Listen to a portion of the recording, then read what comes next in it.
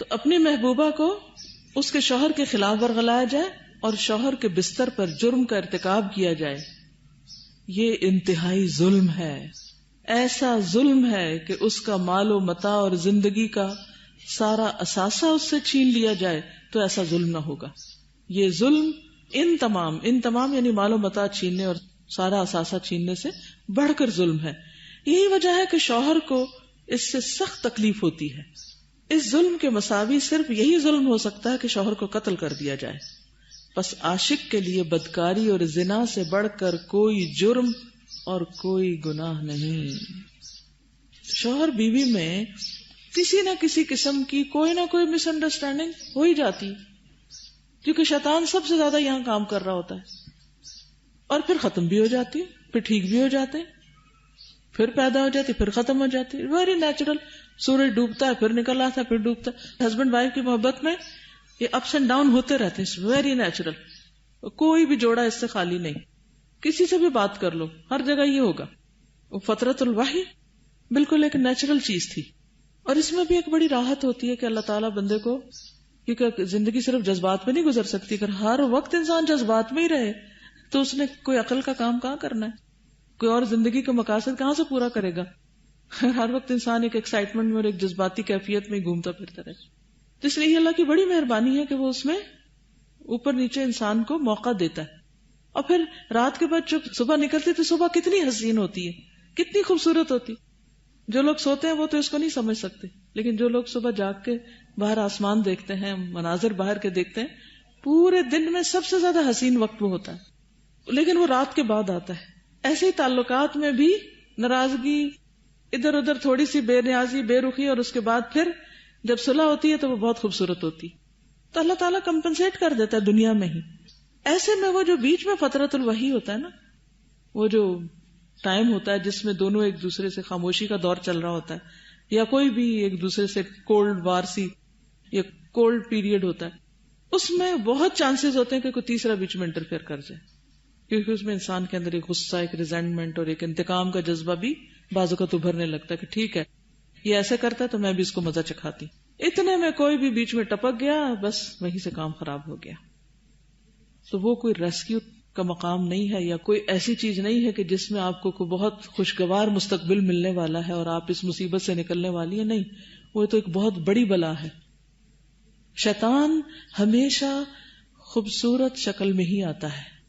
زین لہم الشیطان اعمالہم، وہ سبز باغ دکھاتا ہے، وہ برائیوں کو حسین بنا کے دکھاتا ہے اور انسان کی عقل پہ پردہ ڈال دیتا ہے. تو ایسی صورت میں یہ وہ وقت ہوتا ہے کہ جس میں کوئی تیسرا بہت آسانی سے دو کے بیچ میں آ سکتا ہے، وہ کوئی بھی ہو سکتا ہے. تو ایسے میں اگر کوئی کسی کو اس کے شوہر سے بدگمان کرتا ہے تو یہ بہت بڑا جرم ہے. یہ حق اگر جہاد کے لیے گئے ہوئے کسی غازی یا مجاہد فی سبیل اللہ کا ہے. بعض اوقات ایسا ہوتا ہے نا کہ لانگر ٹائم کے لیے ہسبینڈز کو کسی ڈیوٹی پہ آف ہونا پڑتا ہے، فیملی سے دور ہوتے ہیں. بعض جابز ہی ایسی ہوتی ہیں کہ وہ فیملی کو وہاں رکھ ہی نہیں سکتے. اب اس میں بیویوں پہ بہت بڑی ذمہ داری آ جاتی اور بہت فرسٹریشن ہوتی. تو ایسے میں کبھی کسی کی مدد نہ لیں، چاہے کتنی بھی تکلیف سے گزرے، کیونکہ کوئی تھرڈ پرسن مدد کے بہانے ہمدردی کر کے رخنہ اندازی کر سکتا ہے. ایسے میں ایکسٹرا کیئرفل ہونے کی ضرورت ہے.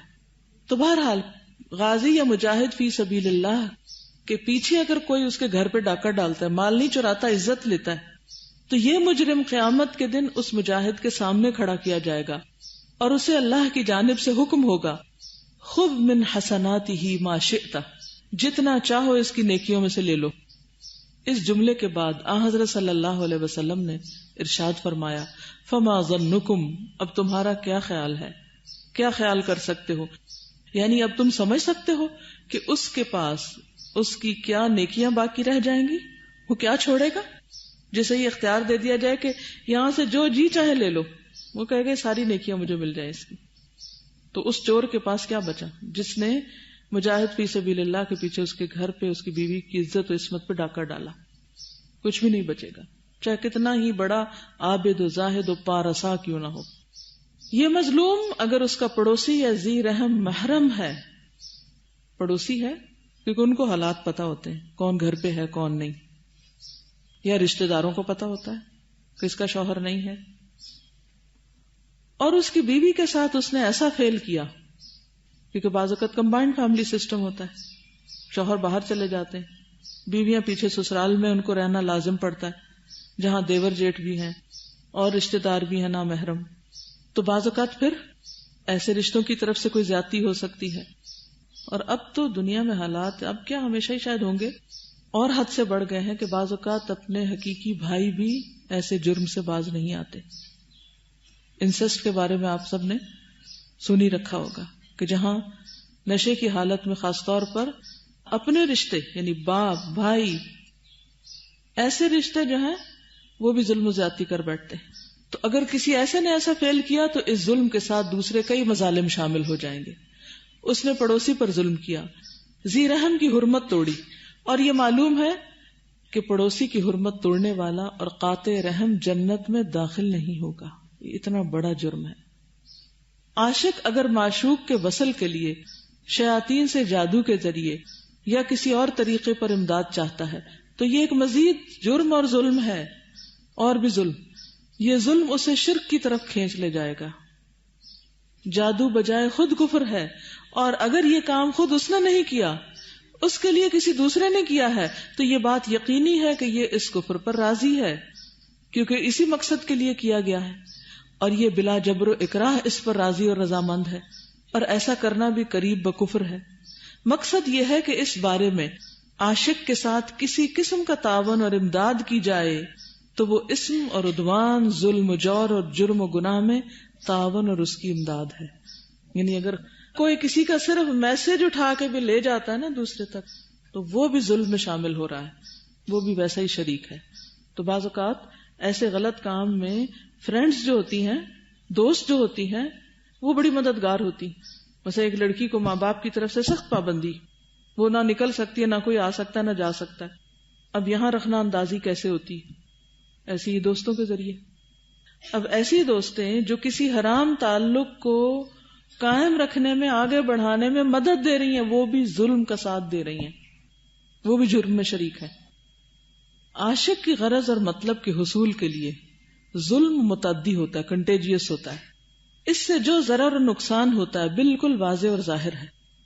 جب عاشق اپنے مقصد میں کامیاب ہو جائے اور معشوق اس کا ہو رہے تو اس کے بعد معشوق کے مطالبات کا سلسلہ شروع ہو جاتا ہے. یعنی عاشق نے معشوق کو اپنا بنا لیا، رام کر لیا. وہ بیچ میں سے جو اب تھے سارے، انہوں نے اس منزل تک پہنچا دیا اس کو. پہلے تو وہ لڑکی ہاتھ نہیں آ رہی تھی، اب وہ بھی مائل ہو گئی، رام ہو گئی. ٹھیک، اب مزید کیا ہو رہا ہے؟ اب کیا ہے؟ اس لڑکی کے مطالبے شروع ہو گئے. اب عاشق کے لیے ضروری ہو جاتا ہے کہ معشوق کے مطالبات پورے کرے. دونوں عاشق اور معشوق ایک دوسرے کے معین و مددگار بن جاتے ہیں.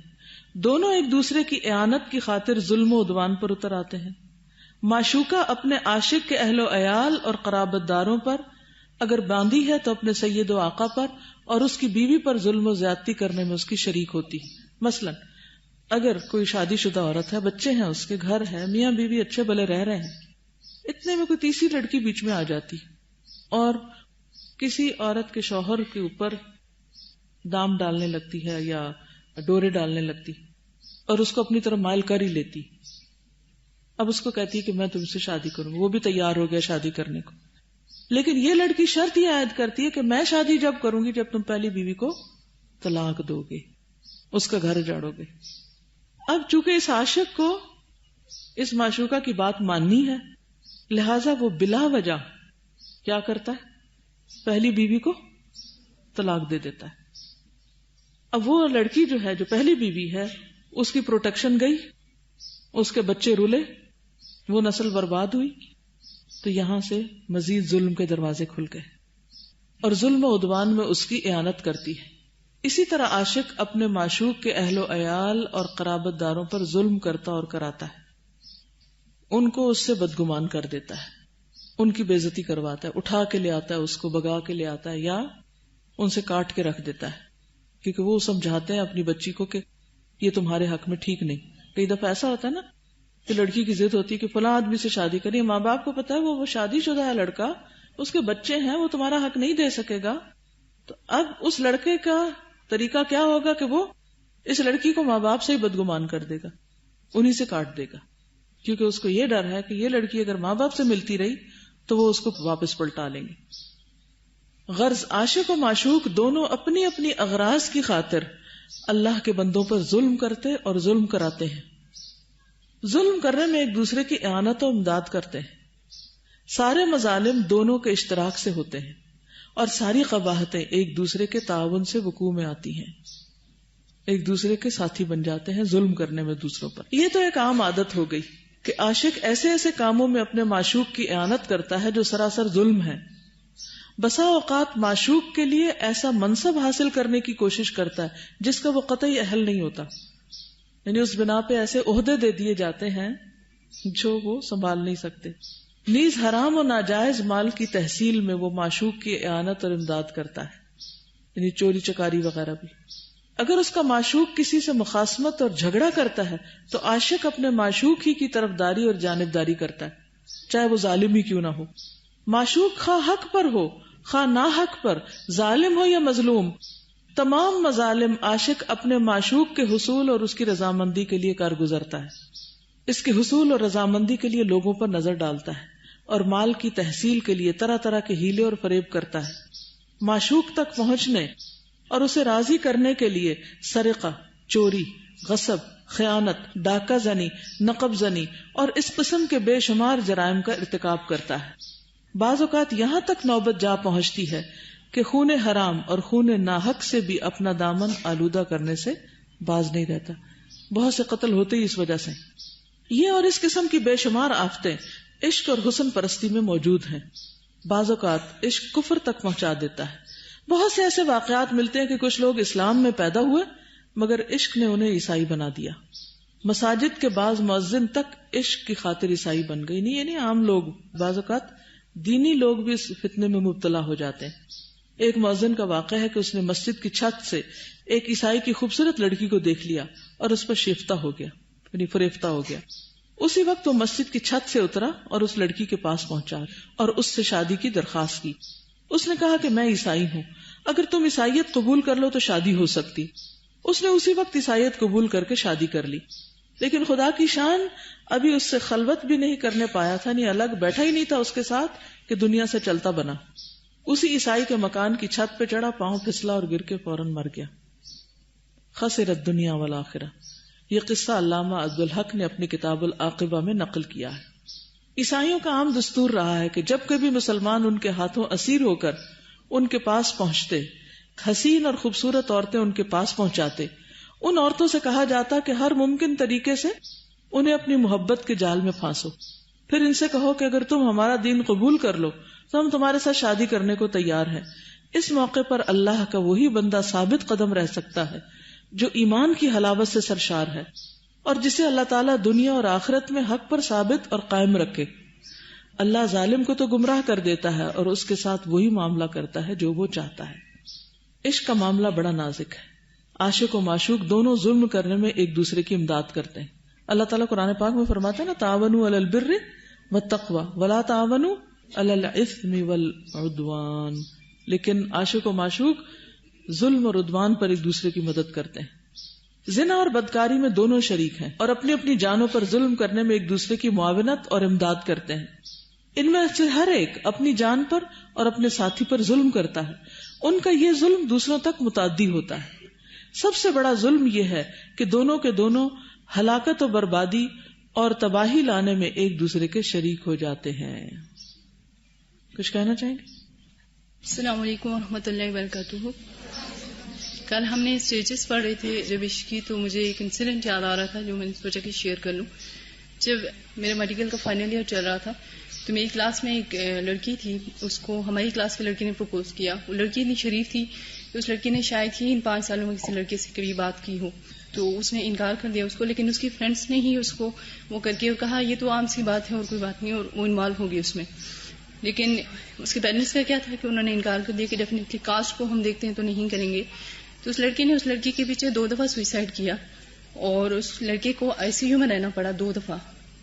اور یہاں بتانے کا یہ واقعی مقصد ہے کہ اس لڑکی کے پیرنٹس نے بہت سفر کیا، اس لڑکی نے بہت سفر کیا. وہ پیرنٹس جو خواب دیکھتے ہیں کہ ہماری اولاد ڈاکٹر بنے یا جو بھی بنے، اتنی محنت سے پڑھایا، لیکن وہ کس اسٹیج پہ پہنچ گیا.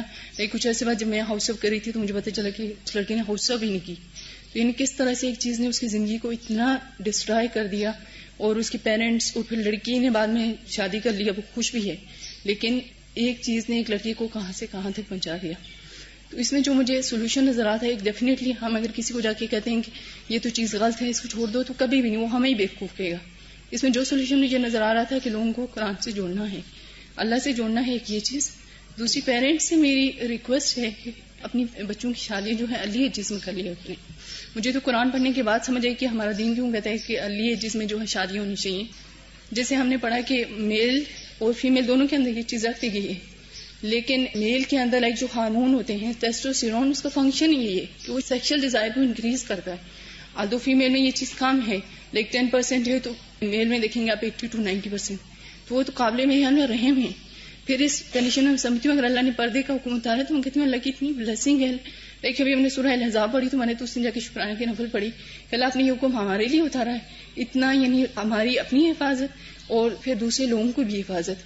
اور جو ہم بہت بن سنور کے باہر جاتے ہیں اور ہمیں پتہ بھی نہیں ہوتا، لٹرلی ہم اس چیز کو لے بھی نہیں رہے ہوتے، لیکن ہم دوسروں کی زندگیوں کو برباد کر دیتے ہیں اور ان کو جہنم رسید کر دیتے ہیں کہ لوگ سوئسائڈ اور یہ کر کے کہاں سے کہاں تک بن جاتے ہیں، اور ان کی پوری فیملیز اور وہ کہاں سے کہاں تک ڈسٹرب ہو جاتے ہیں.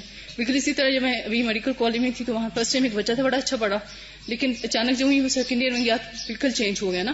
سب ٹیچرز نے یہ نوٹ کیا کہ یہ بڑا لیٹ آنا شروع ہو گیا رستے سے. پتہ چلا تو وہاں بھی لڑکیوں کا ہی چکر تھا.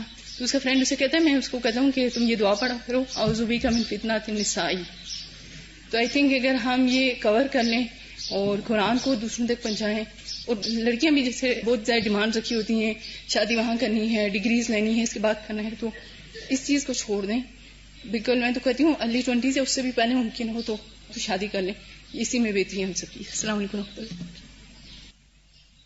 پیرنٹس بھی سوچتے نہیں ہیں، لڑکیاں چاہتی بھی ہیں تو ماں باپ کو خود خیال نہیں آتا کہ ان کی شادی کرنی، وہ ان کے جذبات کو سمجھتے ہی نہیں اور بلا وجہ کی رکاوٹیں ڈالے رکھتے ہیں، کبھی اپنے انا کے مسئلے، کبھی ذات پات کا چکر، کبھی کوئی اور چیز، اور خود بھی گناہ گار ہوتے ہیں اور ان کو بھی کرتے ہیں.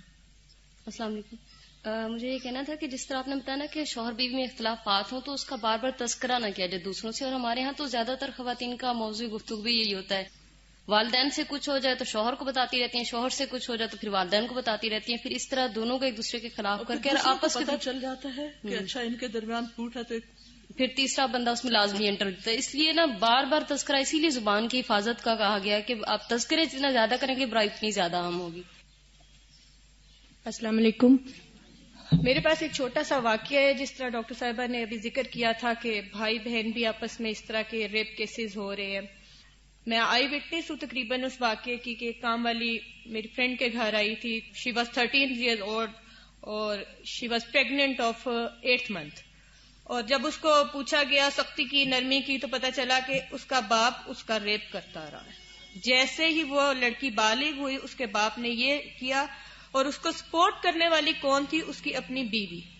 ماں کو پتا چل چکا تھا کہ باپ یہ عمل کر رہا ہے، اس کے باوجود وہ اپنا گھر بچانے کے لیے، اپنی زندگی بچانے کے لیے اپنی بیٹی کو اس نے چارہ بنا دیا تھا اور وہ مالکان کے اوپر اس کا ڈالنا شروع کر دیا تھا.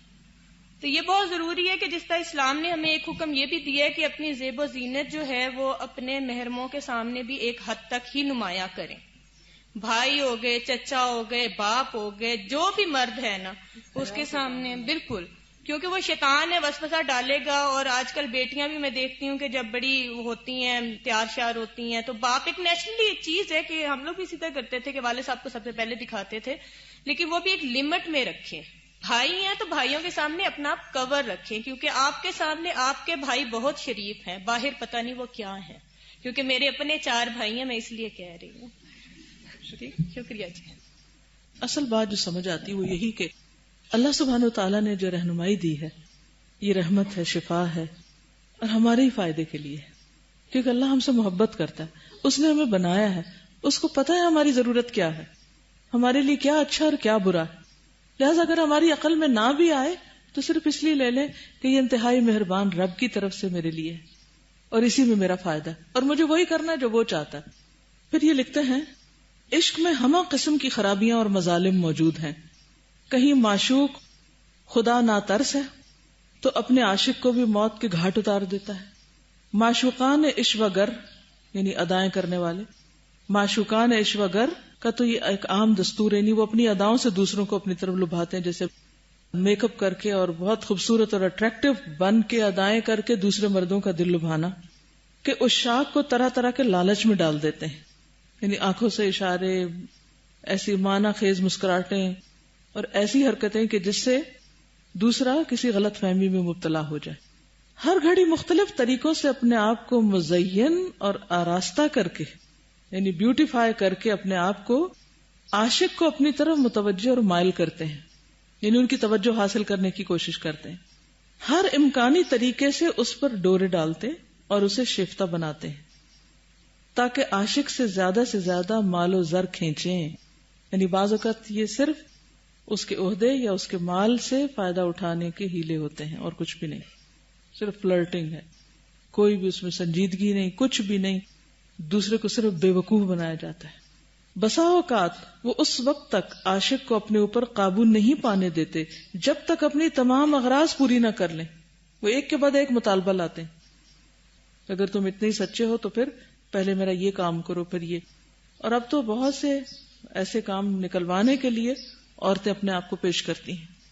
ایسا اس لیے کرتے ہیں کہ عاشق اپنی حاجت براری کر کے کہیں ان سے بے پرواہ نہ ہو جائے، یعنی ساری اغراض مفاد مقصد پورا کر کے پھر اس کے بعد اس کی کوئی بات مانی جائے، ورنہ ایسا نہ ہو کہ پہلے ہی مان لی جائے تو پھر تو وہ ہاتھ ہی نہیں آئے گا. اس طرح معشوق اپنے عاشق پر ظلم کرتا ہے، اس سے غلط کام کرواتا ہے. بعض اوقات ایسا بھی ہوتا ہے کہ عاشق کو قتل کر دیتا ہے تاکہ ہمیشہ کے لیے اس سے نجات پالے، خصوصاً اس وقت جب معشوق کسی اور سے ملنے لگتا ہے. ایک اور بلا کہ ایک وقت میں کئی لوگوں کو پھانس رکھا ہے. دنیا کے عاشق و معشوق بہتوں کو قتل کر چکے، بہتوں کو نعمتوں اور عیش و آرام سے محروم کر چکے. بہت سے دولت مند گھرانے ان کے ہاتھوں تاراج اور برباد ہو گئے.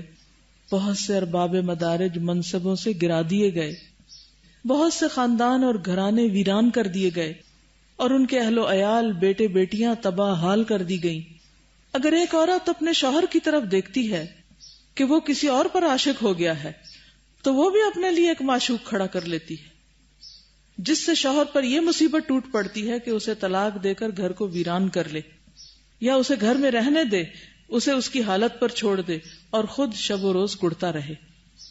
اس صورت میں بعض آدمی پہلی صورت اختیار کر لیتے ہیں اور بعض دوسری صورت. وہ گھر تو برباد ہو کے ہی رہتا ہے. عورت جب گھر سے نکلتی ہے نا تو شیطان ساتھ نکلتا ہے اور وہ اس کو خوبصورت بنا کے مردوں کو دکھاتا ہے. اب اگر کوئی مرد کسی ایسے عورت کو دیکھے اور فتنے کا شکار ہوئے تو obviously اس کا دل اپنی بیوی سے اٹھے گا. بیوی کو شک پڑے گا کہ اس کا دھیان کہیں اور ہو رہا ہے تو وہ انتقام میں آ کر بلا وجہ کچھ اور کام شروع کر دے گی. یہ چیز شوہر کو تڑپائے گی کیونکہ مرد کے اندر بہرحال اللہ نے ایک غیرت رکھی. اب وہ جلے پڑے گا، یا تو طلاق دے کے گھر برباد کرے گا یا پھر یہ کہ خود گھر میں رکھ کے کہیں کا نہیں رہے گا. فتنہ کہاں سے کہاں تک پہنچا، آگ کہاں سے کہاں تک جا لگی. کیونکہ آگ کی جو خصوصیت ہے نا وہ پھیلنا ہوتا ہے، وہ کنٹیجیس ہوتی، یعنی جس طرح کوئی جراثیم پھیلتے ہیں، وہ ایک جگہ نہیں رہتی کہ وہ لگی تو پھر گھر جلا کے چھوڑے گی، پھیلتی جائے گی، ایک سے دوسرا، دوسرے سے تیسرا، تیسرے سے چوتھا، پورا خاندان متاثر ہو کے رہ جائے گا. عقل مند اور ہوش مند انسانوں کا فرض ہے کہ وہ پوری ہوشیاری اور مستعدی سے عشق کے دروازے اپنے اوپر بند کر لیں تاکہ وہ ان مصائب اور آلام اور تکالیف اور اذیات کا شکار نہ بننے پائیں. اب آندھی آ رہی ہو تو کیا کرنا چاہیے؟ باہر تو آندھی چلی بھی ہے ساری خرابیوں کی. کیا کیا تھا رات کو آپ نے؟ نیند سے بھی اٹھ کے کھڑکیاں بند کی ہوں گی. اس وقت اٹھنے کو کس کا دل چاہتا ہے؟ لیکن انسان کہتا ہے کہ اگر کھڑکی بند نہ کی، ایک بھی روشن دان بھی کھلا رہ گیا تو سارے گھر میں اتنی مٹی آئے گی کہ اگلا سارا دن صفائی کرتے گزرے گا. تو بہتر ہے کہ ابھی سے کھڑکی بند کر دو. تو کہتے ہیں کہ وہ سارے دروازے اپنے اوپر بند کریں تاکہ وہ ان مصائب و آلام اور تکالیف اور اذیات کا شکار نہ بننے پائیں. عشق کا مارا بالآخر ہلاک اور تباہ ہو جاتا ہے، یا پھر ان مفاسد کا یا ان میں سے اکثر کا شکار تو ضرور ہوتا ہے. کچھ نہ کچھ مصائب تو اسے جھیلنے ہی پڑتے ہیں. جو آدمی بھی ایسا کرتا ہے، اپنی جان پر ظلم کرتا ہے، عورت پر ظلم کرتا ہے کیونکہ اسے گمراہ کرتا ہے جس سے وہ ہلاک ہوتی ہے، اس کی ہلاکت و تباہی کا سبب یہی شخص بنتا ہے. اب آپ دیکھیے، چین دیکھیے، کوئی عورت کسی مرد کی تباہی کا باعث بنی، وہ اپنی بیوی کی تباہی کا باعث بنا، وہ اپنے بچوں کی تباہی کا باعث بنی، وہ اپنے اگلے خاندان، یعنی ایک پورا وشیس سرکل چل پڑتا ہے. آغاز کہاں سے ہوتا؟ مجرم کون ہے؟ پہلا جرم کس نے کیا؟ اس عورت نے جسے اللہ کی حدود توڑ کے کسی مرد کو اپنا بلا وجہ گرویدہ کیا. اور انسان یہ ظلم کرتا چلا جاتا اور اس کو خود بھی احساس نہیں ہوتا وہ کر کیا رہا ہے. یہ شخص اگر بار بار اپنے جدید معشوق کی طرف نگاہ نہ کرتا تو پسندیدگی پیدا نہ ہوتی. دروازہ بند کر دیتا، ایک دفعہ نظر پڑی تھی، بس ختم بات. اس سے وصل اور ملاقات کی طمع اور تمنا نہ کرتا تو معشوق کی اس کے قلب میں جگہ نہ ہوتی، کیونکہ عشق کا ابتدائی سبب نظر اور نگاہ ہے یا کان. اگر اس کے بعد وصل معشوق کی طمع نہ ہوتی اور کلیتاً نا امید ہو جاتا تو اس میں یہ عشق پیدا ہی نہ ہو سکتا تھا. یعنی پہلے درجے پہ انکار ہو جاتا تو پھر آگے نہ بڑھتی بات. طمع و تمنا اگر پیدا ہو بھی جاتی تو عقل و خرد سے کام لے کر اپنی توجہ اس طرف سے ہٹا لیتا اور دل کو ادھر مشغول نہ ہونے دیتا، مگر وہ اپنے فکر و خیالات کی رو میں بہہ گیا اور معشوق کے محاسن ہی کی طرف دیکھتا رہا. ممکن تھا کہ اس وقت خوف اس گناہ سے اسے بچا لیتا جو اس کے نزدیک لذت وصال کے مقابلے میں بڑا ہی خطرناک ہے. یہ خوف خواہ دینی ہوتا جیسے جہنم کا خوف، یا جبار حقیقی کے غضب کا خوف یعنی اللہ کی ناراضگی کا. اس کی طمع و لالچ اور فکر و عشق پر غالب آ گیا ہوتا تب بھی یہ عشق اس کے اندر پیدا نہ ہونے پاتا. اگر دینی خوف نہیں تو کوئی دنیاوی خوف اس کا دامن پکڑ لیتا، مثلاً اپنی جان و مال، عزت و آبرو کا خطرہ، لوگوں میں رسوائی اور ذلت کا خوف وغیرہ. یہ خوف داعیہ عشق پر غالب آ جاتا تب بھی وہ اس عشق سے بچ جاتا. یاد رکھیے ہمیشہ ایک بات، خوف میں ایک ایسی قوت ہے کہ جو انسان کو بڑی بڑی چیزوں سے بچا لیتا ہے. مثلاً اگر کسی کو بہت بھی پسند ہو میٹھا، لیکن اگر پتہ چل جائے کہ شوگر ہو گئی تو موت کا خوف، بیماری کے بڑھنے کا خوف اس سے اس کی پسندیدہ ترین چیز چھڑوا لیتا ہے. یوسف علیہ السلام سے کس چیز نے چھڑوایا تھا یہ سب کچھ؟ اللہ کی ناراضگی کا خوف. انہیں بدنامی رسوائی کا خوف نہیں تھا کیونکہ وہ تو غلام تھے اور غلام کی کیا عزت ہوتی ہے پہلے سے ہی. لیکن اللہ کی ناراضگی کا خوف کہ اللہ تعالیٰ مجھ سے ناراض ہو جائے. اسی لیے آپ دیکھیں کہ جب ان کو سب کچھ بھی مل جاتا ہے تو ان کا دل دنیا میں پھر بھی نہیں. وہ کہتے ہیں فاطر السماوات والارض انت ولی فی الدنیا والآخرہ توفنی مسلما والحقنی بالصالحین.